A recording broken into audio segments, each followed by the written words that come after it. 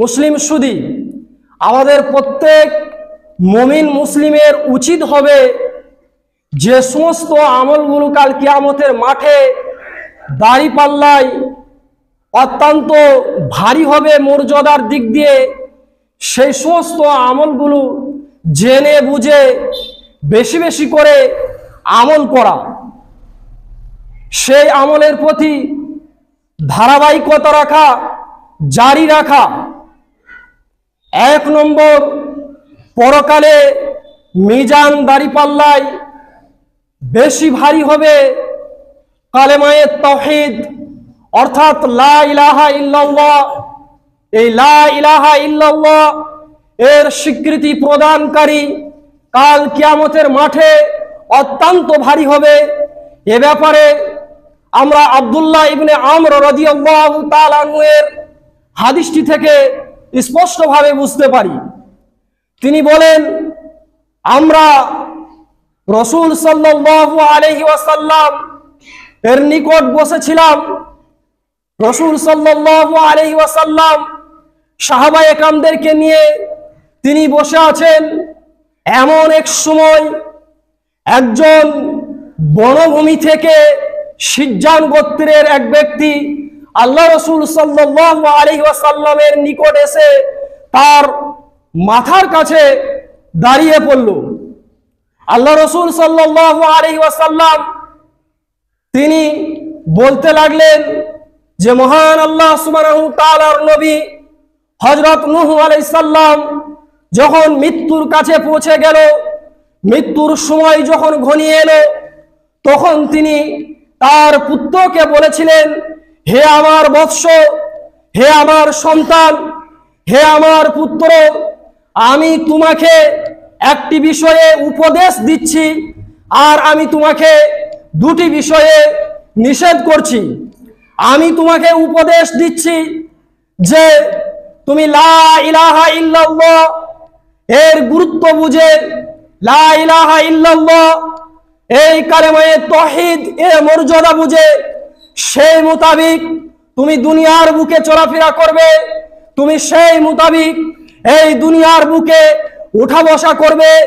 কারণ 7 আসমান আর 7 জমিন যদি এক পাল্লাই করা হয় আর এই লা ইলাহা ইল্লাল্লাহ যদি এক পাল্লাই করা হয়, তো দেখা যাবে এই লা ইলাহা ইল্লাল্লাহ এর পাল্লা ভারী হয়ে যাবে।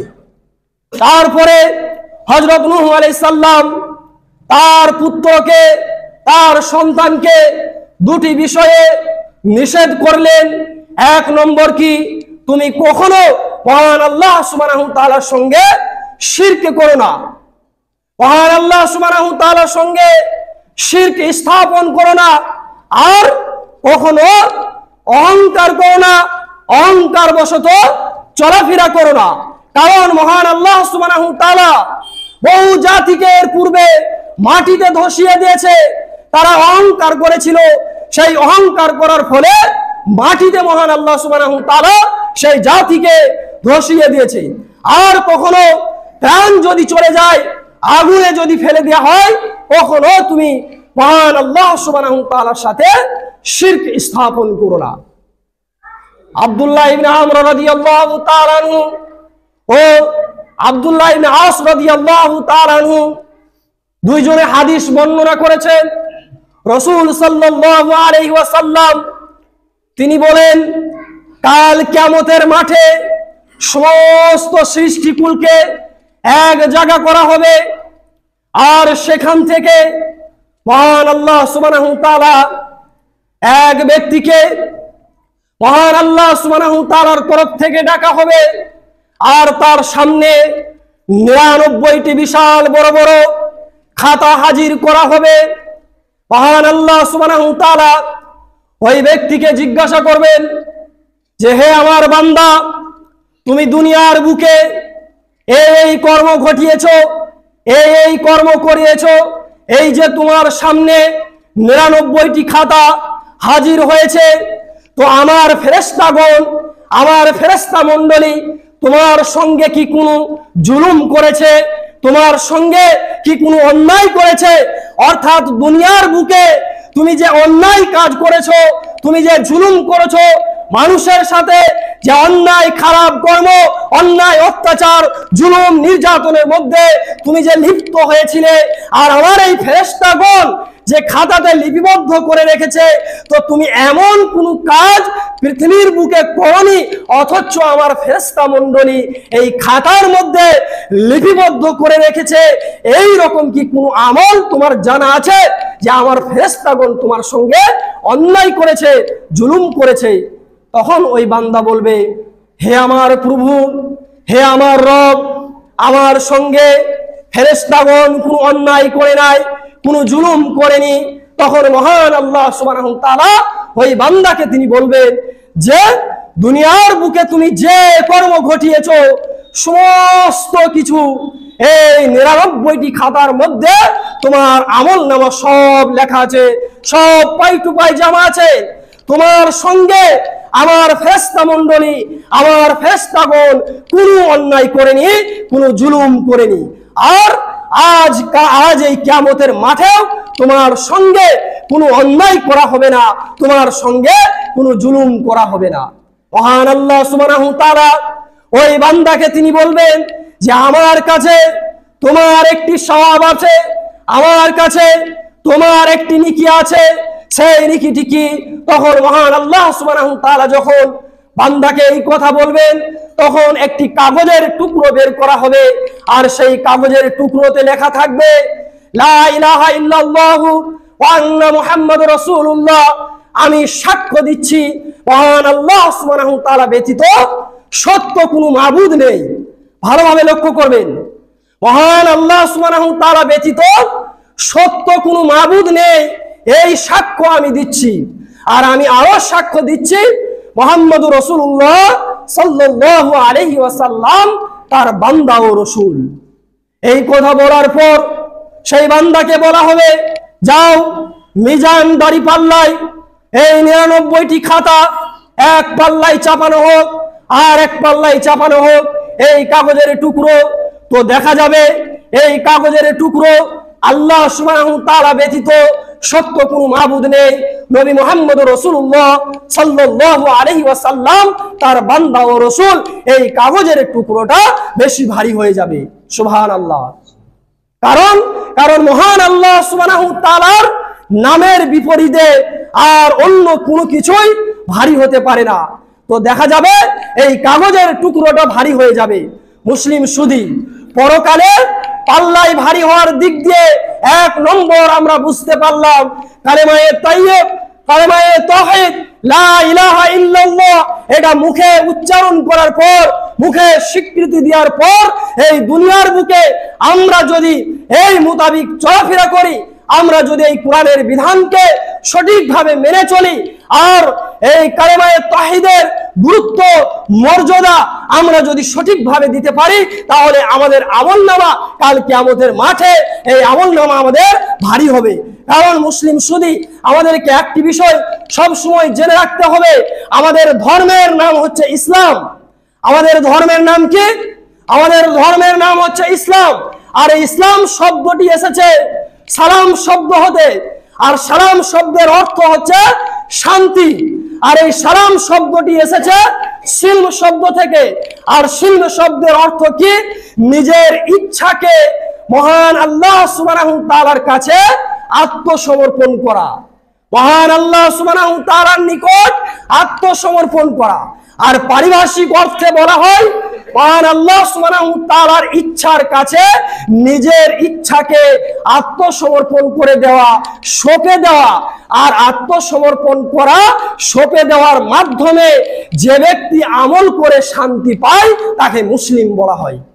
মুসলিম সুদী, আমরা যদি এই বিষয়গুলিকে ফলো করে চলি, তাহলে কাল কিয়ামতের মাঠে আমাদের আমলনামায় দেখা যাবে অধিক পরিমাণে আমাদের মিজান, আমাদের দাড়িপাল্লা ভারী হবে। 2 নম্বর, কাল কিয়ামতের মাঠে মিজান দাড়িপাল্লায় সব চাইতে ভারী হবে সহিহ বুখারীর হাদিস। সহিহ বুখারীর একেবারে লাস্টে হাদিসের বর্ণনাকারী আবু হুরায়রা রাদিয়াল্লাহু তাআলা আনহু তিনি বলেন, ক্বালান নবী সাল্লাল্লাহু আলাইহি ওয়াসাল্লাম কালিমাতানে হাবিবাতানে ইলার রহমান খাফিফাতানে আলাল লিসানে সাকিলাতানে ফিল মিজান সুবহানাল্লাহি ওয়া বিহামদিহি সুবহানাল্লাহিল আযীম।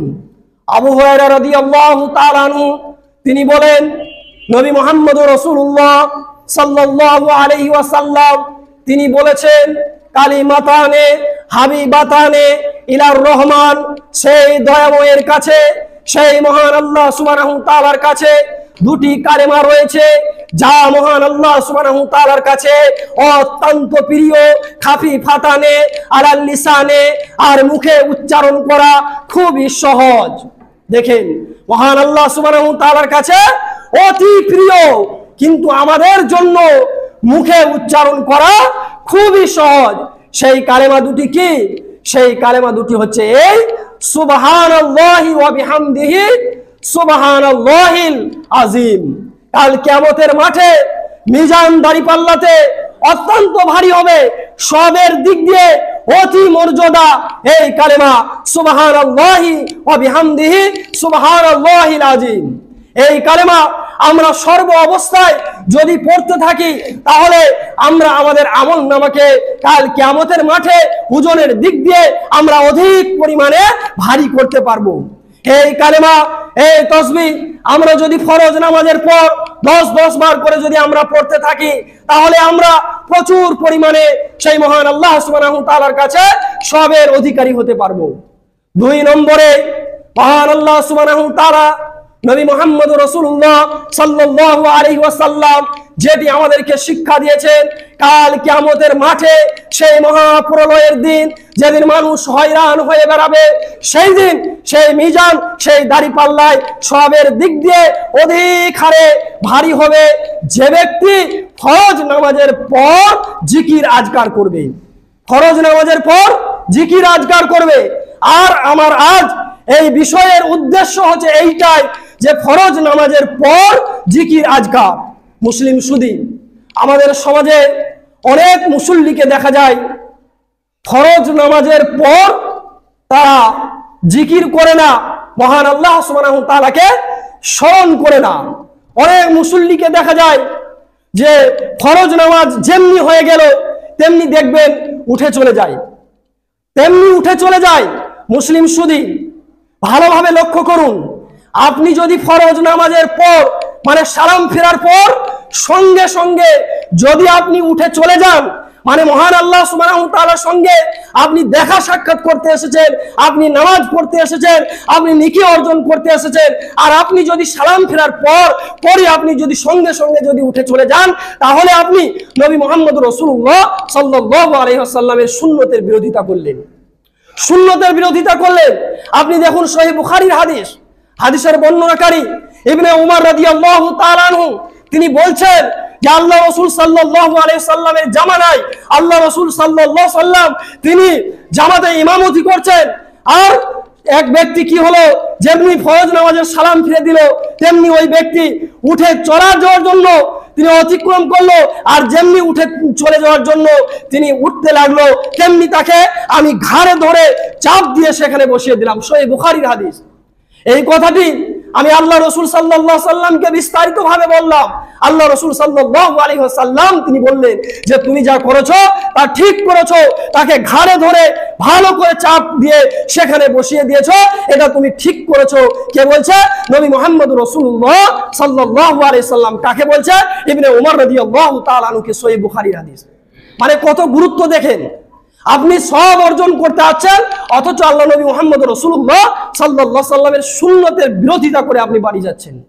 তাহলে এগুলি আমাদেরকে অবশ্যই অবশ্যই লক্ষ্য করতে হবে। মুসলিম সুদী, আপনি কি জানেন যে এই ফরজ নামাজের পর এমন একটি আমল রয়েছে, সেই আমলটি যদি আপনি করেন তাহলে আপনার যদি সমুদ্রের ফেনা পরিমাণ যদি আপনার গুনাহ থাকে তাহলে মহান আল্লাহ সুবহানাহু তাআলা আপনার সেই গুনাহ থেকে মাফ করে দেবেন। বলুন সুবহানাল্লাহ। সামান্য একটুকু আমল আপনি 2 মিনিট বসে যদি ওই আমলটি করেন তাহলে আপনার সমুদ্রের ফেনা পরিমাণ যদি আপনার গুনাহ থাকে সেই গুনাহ খাতা মহান আল্লাহ সুবহানাহু তাআলা আপনার মাফ করে দিবেন। এত সুন্দর এত গুরুত্বপূর্ণ আমলগুলিকে আমরা ছেড়ে সালাম ফেরার মাত্রই আমরা উঠে চলে যাই। এখানে আরেকটি বিষয়, আরো এক শ্রেণীর মানুষকে দেখা যায় যে ফরজ নামাজ হয়ে যাওয়ার পর, ফরজ নামাজ যেমনি সালাম ফিরা হলো, সালাম ফেরার পর যে জায়গাতে বসে সে সালাম ফিরেছে, সে জায়গা থেকে উঠে একটু সরে গিয়ে বাইরে কিংবা অপরে কিংবা সেই কাতার থেকে সরে গিয়ে তৃতীয় কাতারে চতুর্থ কাতারে যদি বসে, তাহলে সেও আল্লাহ নবীর সুন্নতের বিরোধিতা করলো। মুসলিম শুধু দেখেন, আপনি প্রথম কাতারে বসে সালাম ফিরলেন, সালাম ফেরার পর সঙ্গে সঙ্গে আপনি যদি উঠে যদি বাইরে বসেন কিংবা অপরে বসেন কিংবা 2-3 নম্বর কাতারে যদি আপনি গিয়ে বসেন, তাও আপনি আল্লাহ নবীর সুন্নতের বিরোধিতা করলেন। কারণ আল্লাহর নবী মুহাম্মদ রাসূলুল্লাহ সাল্লাল্লাহু আলাইহি সাল্লাম, সাহাবা একরাম, তাবেঈন, খোলাফায়ে রাশিদিনদের এই আমল ছিল না। তাদের আমল ছিল কি?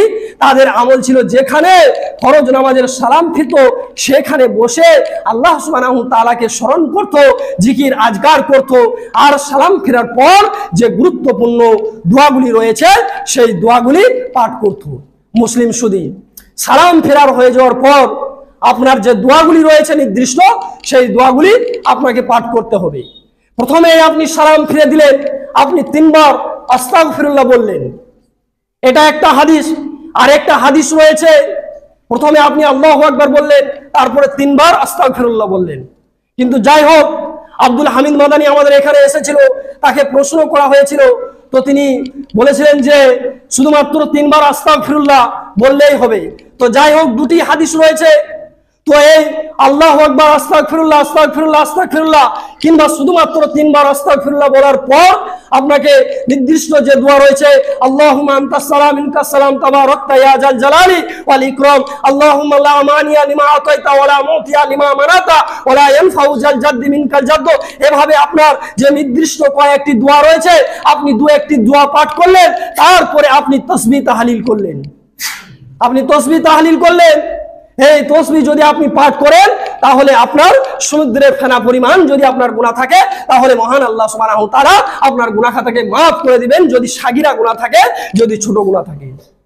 সুবহানাল্লাহ 33 বার, আলহামদুলিল্লাহ 33 বার, আল্লাহু আকবার 33 বার, আর 100 বার কোরআন পড়ার জন্য আপনাকে আরেকটি দোয়া পাঠ করতে হবে। সেই দোয়াটি কি?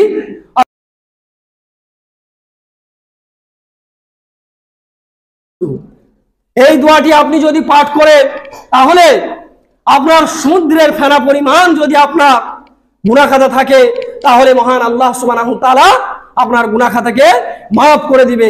তাই মুসলিম শুধু দেখেন কত গুরুত্বপূর্ণ এই তাসবিহ তাহলিল, সওয়াবের দিক দিয়ে অতি মর্যাদা, অথচ আমরা সালাম ফেরার পরই আমরা উঠে চলে যাই, আমরা এগুলি গুরুত্ব দিই না। আর এই তাসবিহ তাহলিল ব্যাপারে আরেকটা আমাদের সমাজে বিদআত ছড়িয়ে আছে, যে তাসবিহ তাহলিল গণনা করার সময় অনেক মানুষকে অনেক সময় দেখা যায় যে তাসবিহ দানা দিয়ে তাসবিহ গণনা করে। এ ব্যাপারে সহিহ বুখারীর হাদিস শুনুন, 2589 নম্বর হাদিস। হাদিসের বর্ণনাকারী আব্দুল্লাহ ইবনে মাসউদ রাদিয়াল্লাহু তাআলা আনহু, তিনি বলেন, রাসূল সাল্লাল্লাহু আলাইহি ওয়াসাল্লামের জামানায় রাসূল সাল্লাল্লাহু আলাইহি ওয়াসাল্লামকে আমরা দেখেছি তিনি ডান হাতে তাসবিহ গণনা করেছে।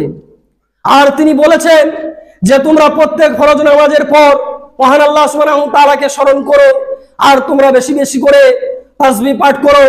আর তোমরা যদি এটাকে ছেড়ে দাও, তাহলে তোমরা পরকালকে ভুলে যাবে, পরকালকে তোমরা ছেড়ে দিবে।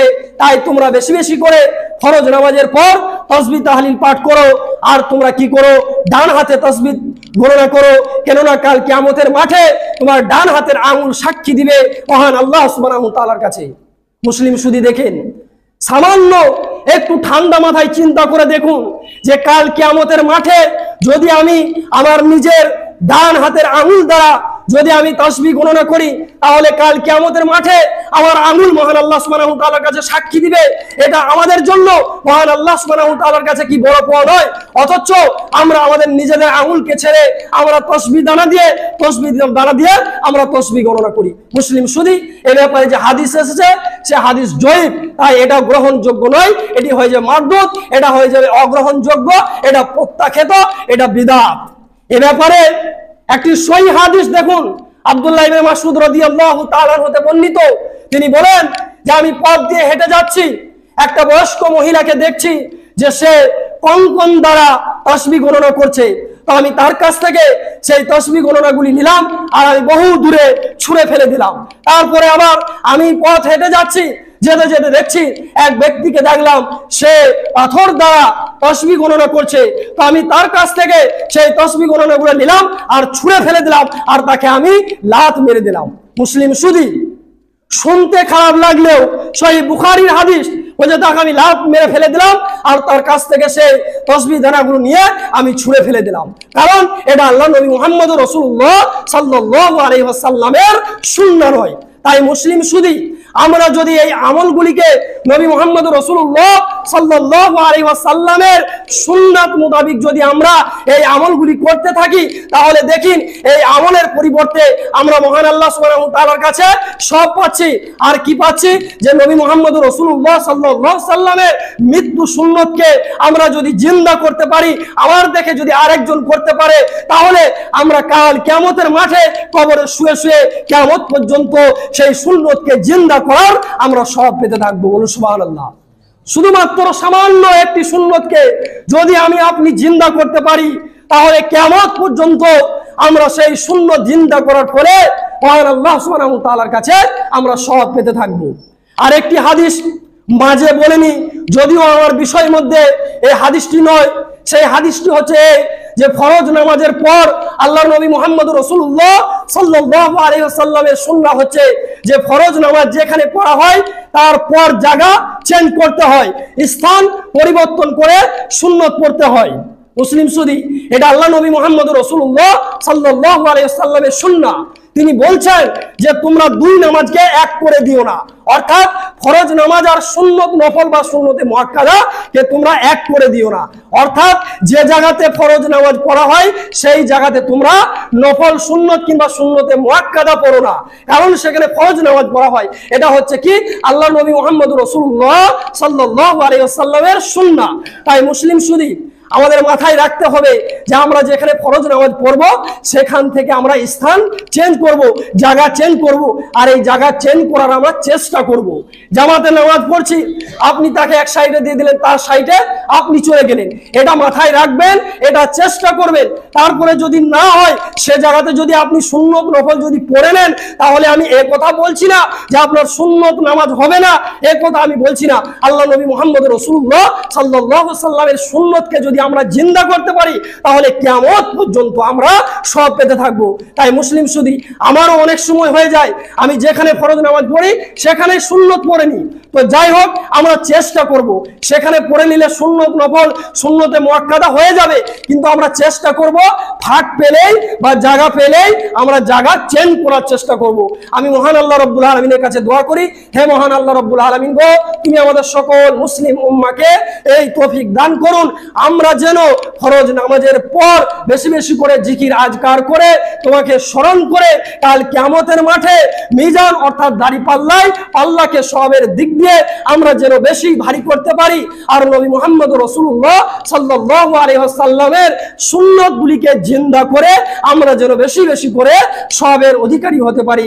এই তৌফিক আমাদের সকল মুসলিম উম্মাহকে দান করুন। সকলে বলুন আমিন। আল্লাহুম্মা সাল্লি আলা মুহাম্মাদ ওয়া আলা আলি মুহাম্মাদ।